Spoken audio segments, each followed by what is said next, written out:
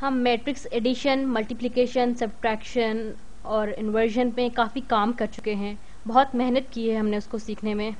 अब हम ये देखते हैं कि मैट्रिसेस का असली मकसद क्या है, या मैट्रिसेस से हम क्या मकसद हासिल कर सकते हैं। मैट्रिसेस से बेसिकली हम डाटा रिप्रेजेंट करते हैं, और मैट्रिसेस पे जितने भी ऑपरेशन डिफाइन हुए हैं इनका तरीकाकार इंसानों का ही इजाद करता है। ये कोई कुदरती रूल या कुदरती लॉ नहीं है कि मैट्रिसेस को ऐसे ही मल्टीप्लाई किया जाए।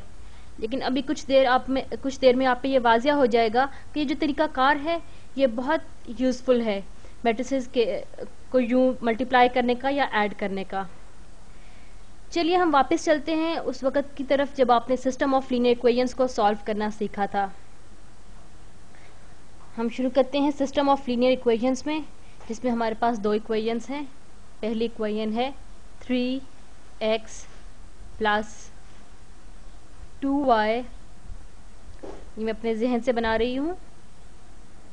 3x plus 2y equal to 7। अब दूसरी इक्वेशन है -6x plus 6y is equal to, इसको मुझे अपने दिमाग में करने दें, इज इक्वल टू 6। ये असल में प्रॉब्लम क्या है? ये मसला ये है कि ये दो इक्वेशंस दो मुख्तलिफ लाइनों को रिप्रेजेंट कर रही हैं, और हमने इनको हल करके वो पॉइंट निकालना है जहाँ पे ये दोनों इक्वेशंस एक दूसरे को काट रही हों या इंटरसेक्ट कर रही हों।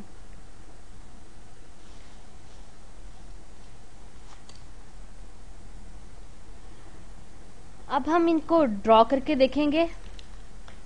ये मेरे कोऑर्डिनेट एक्सिस हैं।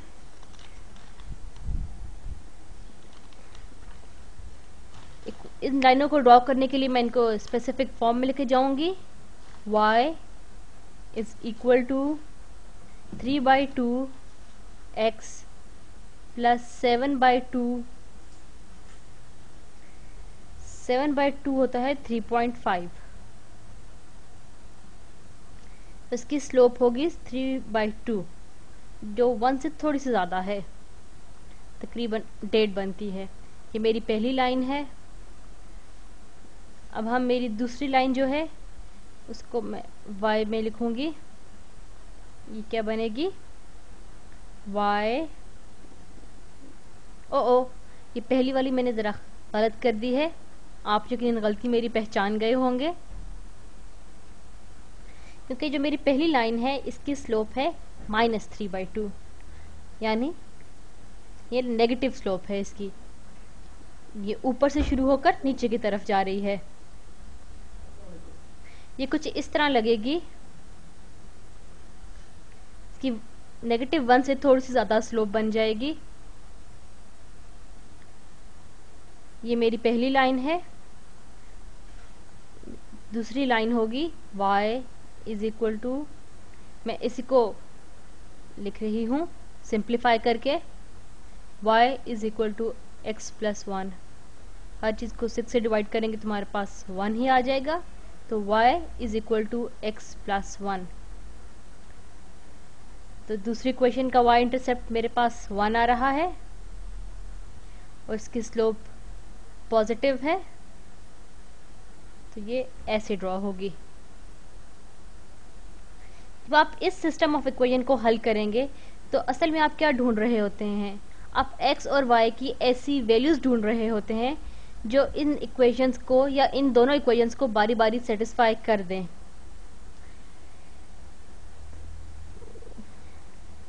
रेड लाइन आपको वो x और y शो कर रही है जो पहली इक्वेशन को सेटिस्फाई करती है, और ग्रीन लाइन वो शो कर रही है जो ग्रीन दूसरी लाइन को सेटिस्फाई करती है, x और y की वैल्यूज। अब जहाँ पे ये एक दूसरे को काट रही हैं वो वैल्यूज हैं x और y की, जहाँ जो इन दोनों इक्वेशंस को इकट्ठा या साइमल्टेनियसली सेटिस्फाई करेंगी। आप सोच सकते हैं कि इसको हम सब्स्टिट्यूशन से, या जो हम लीनियर अलजेब्रा 1 के तरीकाकार होते हैं दो इक्वेशंस को सॉल्व करने के, एडिशन सब्ट्रैक्शन से आराम से दोनों को आपस में मल्टीप्लाई करके सॉल्व कर सकते थे। ये चीज़ें तो आपको पहले से पता हैं, लेकिन अब ये चीज़ें हम मैट्रिसेस की दुनिया में सीखेंगे कि मैट्रिसेस की दुनिया में इक्वेशंस को कैसे सॉल्व किया जाता है।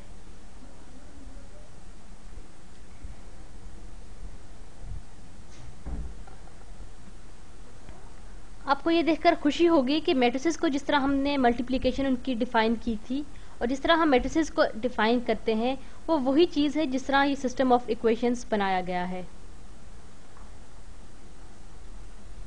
मेरा पहला मैट्रिसेस जो x और y के कोफिशिएंट्स पर मुश्तमिल है, पहली लाइन में मैंने x और y की पहली इक्वेशन के कोफिशिएंट्स लिखे हैं, दूसरी लाइन में दूसरी इक्वेशन के कोफिशिएंट्स लिखे हैं। ये मल्टीप्लाई होगी मेरे कॉलम वेक्टर x और y से और इसको मैं एक और कॉलम वेक्टर के इक्वल कहूंगी जो है 7 और 6। अब आप रुक कर ये सोचना चाह रहे होंगे कि इन दो मैट्रिसेस को आपस में मल्टीप्लाई करके ये देखा जाए कि क्या वाकई ही वो ऊपर वाला सिस्टम ऑफ इक्वेशंस आता है या नहीं। तो ये आप कर सकते हैं, बल्कि ऐसा करती हूँ मैं ही आपके लिए यहाँ पे आपको करके दिखा देती हूँ। ये बिल्कुल इस तरह है कि आप पहली रो की मालूमात और पहले कॉलम की मालूमात लेंगे, पहले से रो की मालूमात, दूसरे से कॉलम की मालूमात। तो ये है 3 times x plus 2 times y is equal to 7।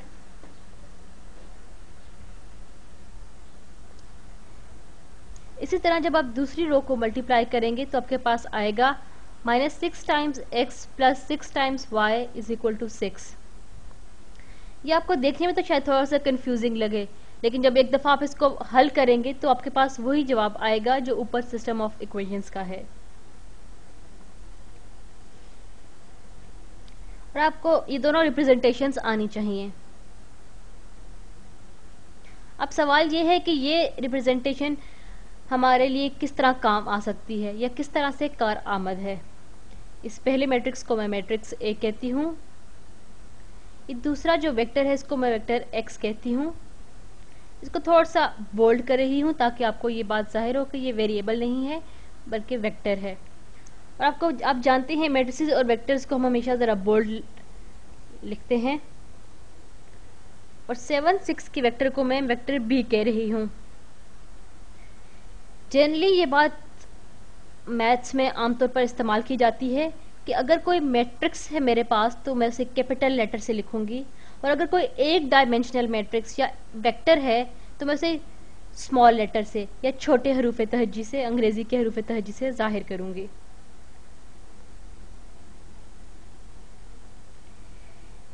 तो ये क्वेश्चन मुझे बता रही है कि ax is equal to b। b मेरा कॉलम वेक्टर है 7 6 वाला। अब अगर हमें a इनवर्स की मालूमात हो तो क्या होगा या वो किस तरह कारामद साबित होगा। आप ये सोचिए कि मैं आपको कोई सादे मैथ्स में अलजेब्रा की क्वेश्चन देती हूँ जो ax is equal to b है। आप इसको कैसे हल करेंगे? यूं कि आप दोनों तरफों को, दोनों इतराफ को a से डिवाइड कर देंगे या a के इन्वर्स से मल्टीप्लाई कर देंगे। इसका मतलब है 1/a into ax is equal to 1/a into b। a आपस में कैंसिल हो जाएंगे तो रह जाएगा x is equal to b divided by a। आम तौर पर अलजेब्रा में हम यूं इक्वेशंस को सॉल्व करते हैं। अब मैट्रिसेस की दुनिया में आप इसको कैसे करेंगे? मैट्रिसेस की दुनिया में डिवीजन की एनालॉजी क्या है या डिवीजन का मुतबादिल क्या है? ये बिल्कुल इस तरह है कि जैसे आप मैट्रिक्स को उसके इन्वर्स से मल्टीप्लाई कर दें। आप ये सोच सकते हैं कि आप इस सिस्टम ऑफ इक्वेशंस को इस तरह हल कर सकते हैं मैट्रिसेस के दुनिया में कि आप दोनों साइड्स को, दाईं और बाईं तरफ को a इन्वर्स से मल्टीप्लाई कर दें। यहाँ पे ये बात काबिल गौर है कि मैट्रिसेस में ऑर्डर और डायरेक्शन ऑफ मल्टीप्लिकेशन बहुत अहम होती है। तो अगर आप a इन्वर्स से मल्टीप्लाई कर रहे हैं तो दोनों तरफ a इन्वर्स पहले ही लिखेंगे, यानी कि a inverse a into vector x is equal to a inverse times b। मैंने सिर्फ ये किया है कि अपने ऊपर वाला एक्सप्रेशन लिया और उसको दोनों साइड्स पे a इन्वर्स से मल्टीप्लाई कर दिया। ए इनवर्स ए मेरे पास आइडेंटिटी बन जाता है, इसलिए identity into x is equal to a inverse b. Identity को आप किसी भी मैट्रिक्स से मल्टीप्लाई करें तो जवाब में आपको वही मैट्रिक्स मिलता है, इसलिए मैं यहाँ पे लिख रही हूँ x is equal to a inverse b. तो आपको पता है कि अगर आपको लीनियर इक्वेशन मौजूद हो और आपने उसको सॉल्व करना हो तो आप मैट्रिसेस से भी सॉल्व कर सकते हैं। आप ये कह रहे होंगे कि ये बहुत मुश्किल है, मैं लीनियर इक्वेशंस को आराम से आपस में पुराने तरीके से मल्टीप्लाई ऐड सब्ट्रैक्ट वाले तरीके से भी हल कर सकती हूँ, लेकिन मेरी बात का एतमाद कीजिए, मेरी बात पे एतबार कीजिए। अभी तो आपको ये थोड़ा मुश्किल लग रहा होगा, लेकिन आपको 3/3 या 3/3 से ज़्यादा आगे जाना पड़े तो आपके लिए मैट्रिसेस में ये इक्वेशन को हल करना निस्बतन आसान होगा। बात यह है कि मैट्रिक्स का इन्वर्स ढूंढना थोड़ा मुश्किल होता है, लेकिन फिर भी अगर आप इस तरह मिसाल लीजिए कि आपके पास कोई इस तरह का मसला है जिसमें बाईं तरफ वाली इक्वेशंस तो सेम ही रहती हैं, लेकिन दाईं तरफ जो है वेक्टर वो आपका बदलता रहता है, कभी 7 6 है, कभी 4 2 है, कभी क्या है कभी क्या है। तो उस केस में आपको ये वाला मेथड बहुत आसान लगेगा। आपको एक ही दफ़ा इन्वर्स कैलकुलेट करना पड़ेगा और जब भी फिर आपने इस इक्वेशन का सोल्यूशन या हल निकालना होगा आप उस इन्वर्स को अपने जवाबी मैट्रिक्स से या जवाबी वेक्टर से मल्टीप्लाई कर लेंगे और आपके पास x और y की वैल्यूज आ जाएंगी। चलिए हम इस चीज़ को सॉल्व करके देखते हैं। मैं टाइम कुछ ज़्यादा ले रही हूँ, लेकिन मेरा ख्याल है कि आप बोर तो नहीं हो रहे होंगे। मैं ये जगह साफ कर रही हूँ कि हम लोग यहाँ पे हल कर सकें अपनी क्वेश्चंस को। मेरे पास a इनवर्स क्या है, 1 / determinant of a times adjoint of a। Adjoint तो आपको आता है, 3 और 6 की जगह चेंज हो जाएगी, 6 और 3। आप इन दोनों टर्म्स के साइन चेंज कर देंगे, माइनस पॉजिटिव हो जाएगी और 2 माइनस हो जाएगा। ये मेरे पास a इनवर्स आ गया। अब मैं डिटर्मिनेंट तलाश करूंगी। 3 times 6 18 minus 6 times 12 6 times 2 is equal to 12। 18 minus -12, minus into minus plus हो जाता है, तो डिटर्मिनेंट बन जाता है 18 + 12 30। तो a इनवर्स इक्वल है, a inverse is equal to, हम 1/30 को बाहर भी लिख सकते हैं, ये शायद मेरे लिए तो चीज़ों को आसान कर दे, लेकिन मैं a इनवर्स को ही लिखती हूँ। 6 / 30 मेरे पास 1/5 आ जाएगा, -2/30, -2/30 बन जाएगा नहीं, मेरा ख्याल है कि मुझे 1/30 को बाहर ही लिखना चाहिए, ये मेरी आगे आने वाली मल्टीप्लिकेशंस को कुछ आसान कर देगा। a inverse is equal to 1/30 times 6 -2 6 और 3, ये मेरा a इनवर्स बन गया। अब इसको x और y की वैल्यूज के लिए सॉल्व करते हैं। मेरे पास x है, इसको मैं वेक्टर फॉर्म में लिखूंगी, x और y।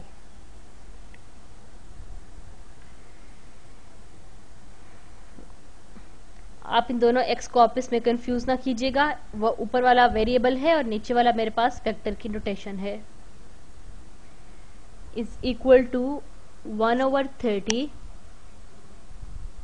इंटू 6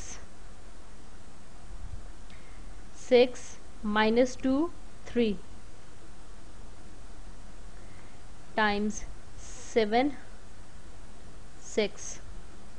इसका जवाब मेरे पास आ जाएगा 1/30 इंटू, अब मैं मैट्रिक्स मल्टीप्लिकेशन करूंगी, 6 टाइम्स 7 42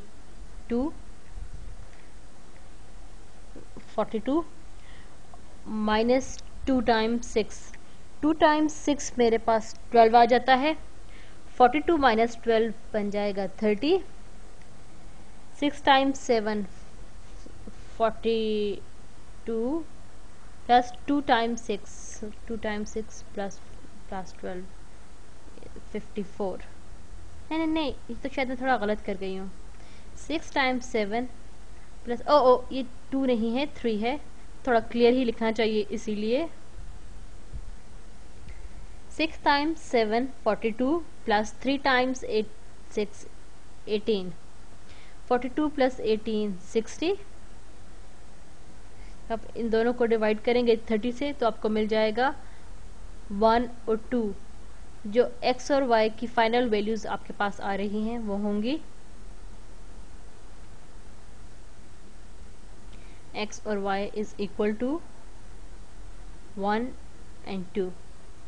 ये हमें बताता है कि 1 और 2 वो x और y की दो वैल्यूज हैं जो उस गिवन सिस्टम ऑफ इक्वेशंस को सेटिस्फाई कर ली हैं, और किस पॉइंट पर एक दूसरे को इंटरसेक्ट कर रही हैं वो 1 और 2 है। x की 1 है, y की 2 है। उस पॉइंट पे ये दोनों लाइनें एक दूसरे को काट रही हैं। अगर आपने ये काम डायरेक्टली किया होता तो आपको इतना ज़्यादा टाइम ना लिया होता जितना टाइम हमें ये साबित करने में लग गया है। अगली वीडियो में भी हम इस तरह का कोई और प्रॉब्लम करेंगे। Thank you.